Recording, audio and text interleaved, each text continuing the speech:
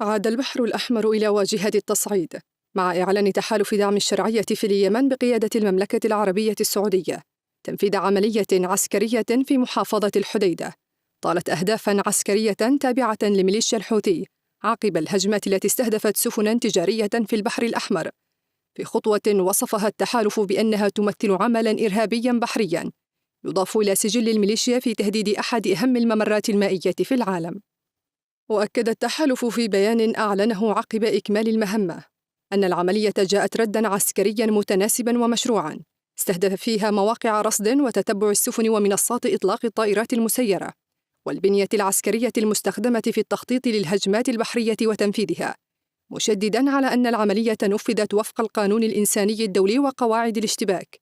مع اتخاذ جميع الإجراءات الكفيلة بالحد من أي أضرار جانبية. أوضح البيان أن ميناء الحديدة وموانئ رأس عيسى والصليف لم تكن ضمن أهداف العملية، وأنها ما تزال مفتوحة أمام حركة السفن التجارية واستقبال شحنات الغذاء والوقود ومواد البناء، في رسالة تؤكد أن الاستهداف انصب على القدرات العسكرية للميليشيا وليس على المرافق المدنية أو مقدرات الشعب اليمني. ووفقاً للبيان أن الضربات أصابت مواقع تستخدم لتخزين وتجهيز المسيرات ومستودعات عسكرية ومنشآت للرصد والمراقبة في مدينة الحديدة، إلى جانب مواقع لتصنيع وإطلاق الطيران المسير في جزيرة كامران التي تحولت خلال الفترة الماضية إلى قاعدة متقدمة لدعم الهجمات البحرية ضمن شبكة عسكرية تمتد على طول الساحل الغربي الواقع تحت سيطرة الميليشيا، وتضم رادارات ومنصات صاروخية وزوارق مفخخة ومراكز قيادة وسيطرة